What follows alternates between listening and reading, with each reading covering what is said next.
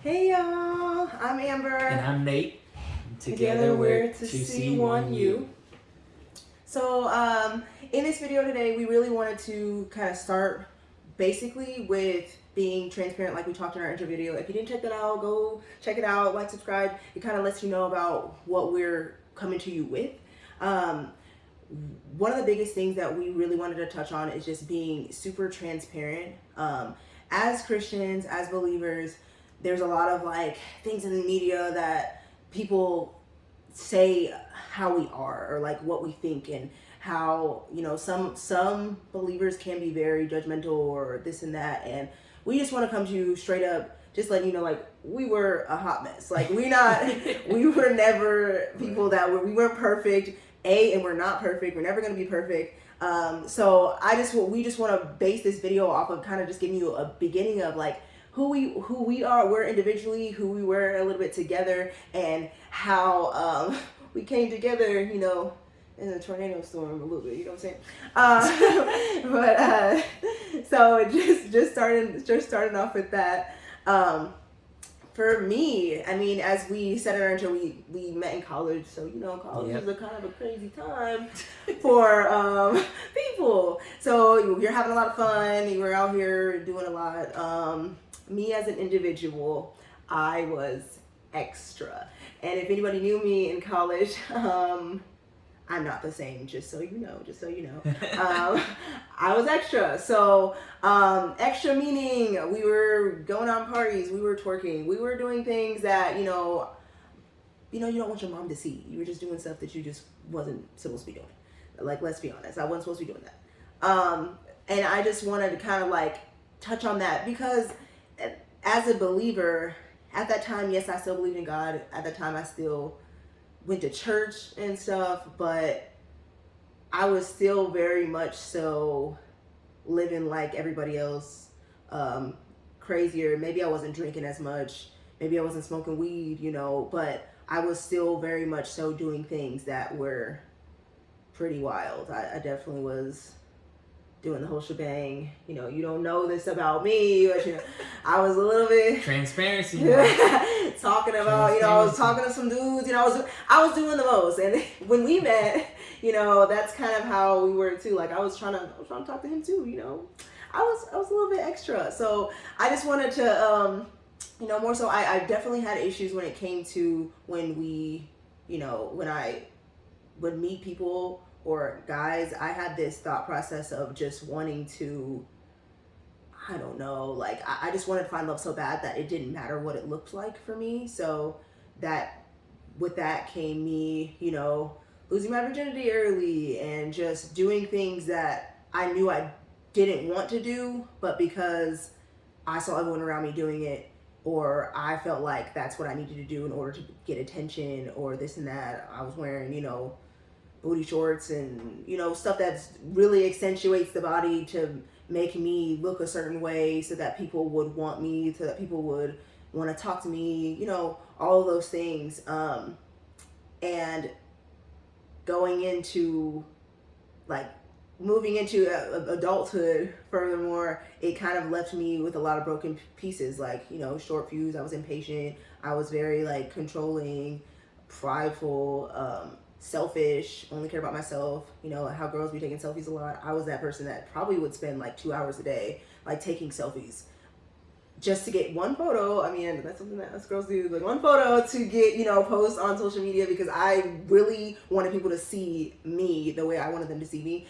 I would do my face up a lot. You already know right now, these days, I'm not really into that like that, but I would just do a whole lot for attention, and that kind of led to some, you know, toxicity in like my personality and just who I was as a Christian, before I really started to live this life. How do you feel you were? Man, just as hot or even a hotter mess. I, you know, in the time that we met, like we mentioned before, we met in college. We actually met on a job. And in that moment, I, you know, like a lot of people, I feel like I thought of myself as a good person. I thought that I was because I always try to be kind and respectful to people. Oh, did you? Know, I tried. I may have that. Part of my mess could have been that I saw myself as something I was not. But in that time, I was heavy into smoking weed, heavy into partying, like her kind of, and really I was kind of living to impress other people or get approval from other people, gratification. That's how I got gratification, was in other people's approval of me or their validation of myself. And like the word you used, like toxic, because that's exactly what that was. It was toxic, and it was something that drug on for years. Right. From the beginning of coming out of high school was like that, and then until I ended up leaving the school we were at and coming back home and kind of finding myself some more. But throughout that whole time, I wouldn't call myself, I mean, if you asked me then, I might have called myself a Christian, but now, looking back, I was not a Christian. Like, I was not. You was a wankster. You was a white boy wankster. I was trying to be fly, man. I was trying to impress, my homies and the ladies and all that. But we gonna post some pictures of him when he was, wankstering out, some throwbacks. But yeah, like I kind of lived for the approval of other people. I didn't really know God. I didn't have a relationship with God.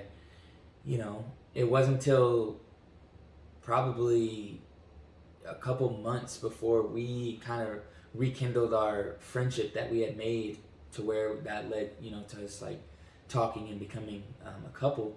But before that, that's when I really like started to, I don't want to say tap in to the Lord, because I really wasn't even doing it then, but I was starting to recognize, the moves of the Lord and His presence from time to time. And I would start to say a prayer before bed and stuff, and read the Bible once in a blue moon. And so, yeah, that's kind of where I was at, but I was definitely not in the right place. I was a mess and doing things I wasn't supposed to be doing, for sure. Yeah, I think that with that, there's a lot of things that in specifics of things that we were doing. Yes, we were partying, drinking.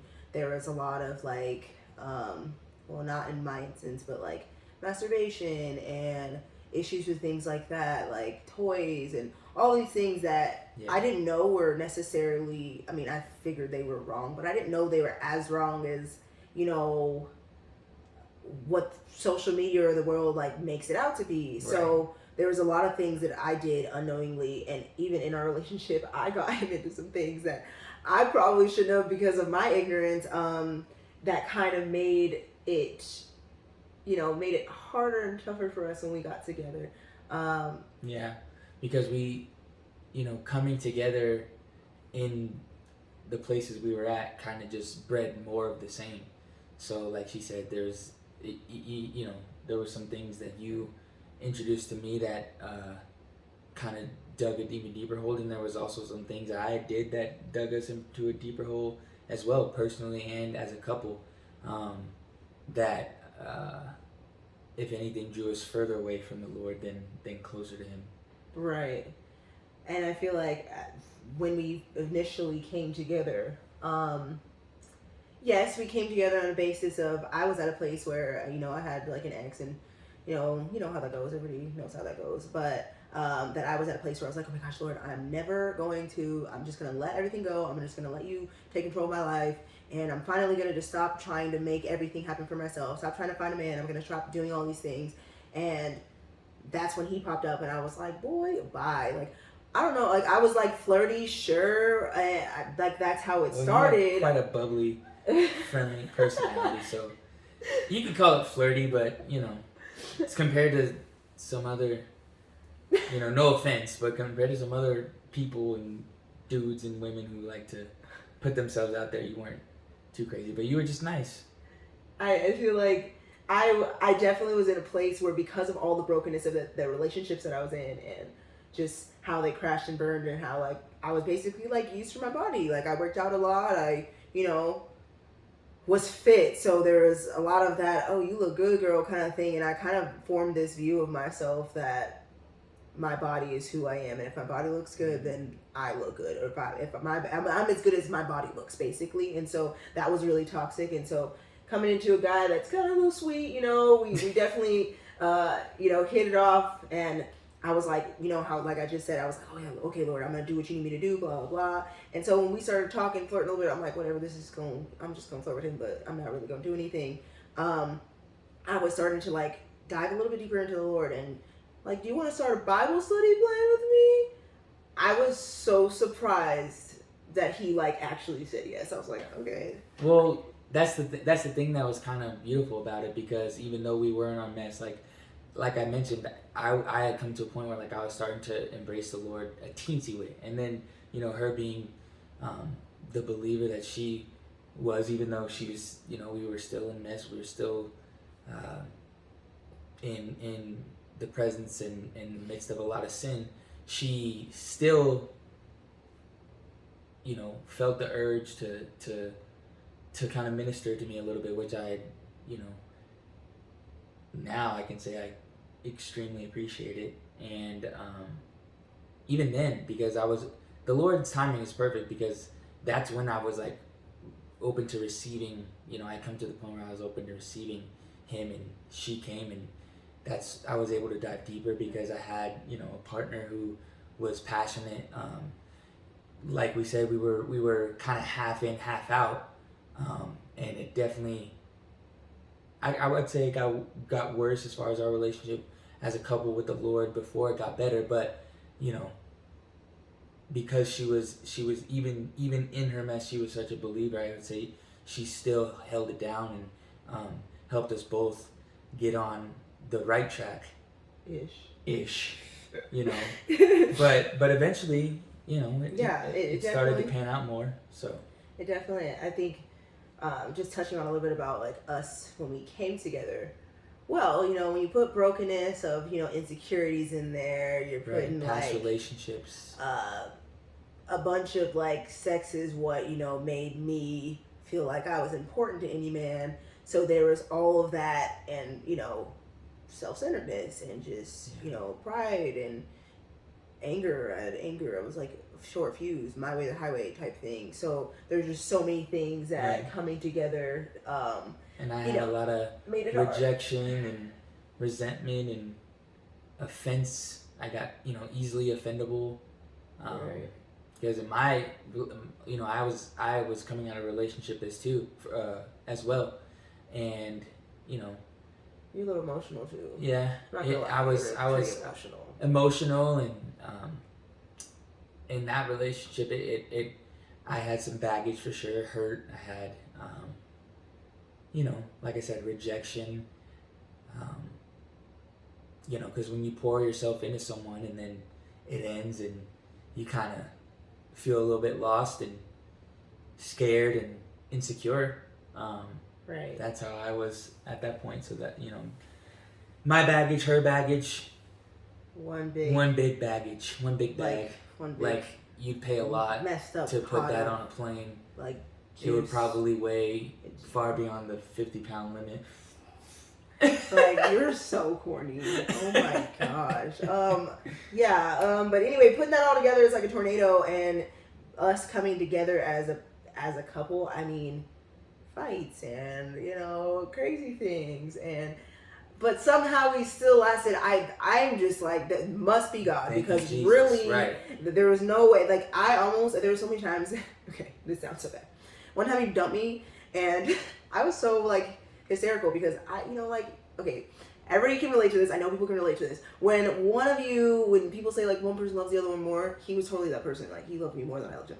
Now, is that good? No, definitely not. Right. But let's be honest, that literally, I feel like that's how it was. So I was like, oh yeah, I can get away with things that, you know, you probably wouldn't if the tables were turned. So I was a little bit trash in that way. Like, I'm not gonna lie. So just encompassing that and just realizing, okay, like, there's a lot of things that I would do that were just not okay. I was very controlling, and he's a very sweet and I'll do anything to make you happy person. So, you know, when you're... Which is also, sorry to interrupt, not this, it's, you know, don't not be like that, but don't be like that to an extreme. When you have somebody that's like, do this, and you better do this. I can definitely say I learned. Yeah.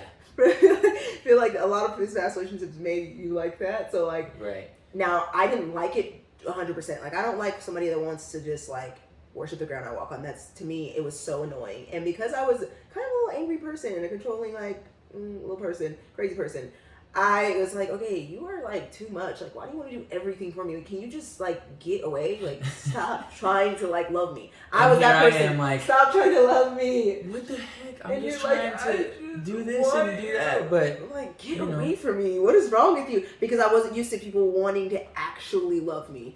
And I wasn't used to crying in front of people or, you know, showing weakness at all. That was not something that was a strong suit for me. So it took a lot of walls to be broken down for me to even be in a place where I could cry in front of him. That's really sad. That's really sad. Versus him probably being, how do you feel that you were?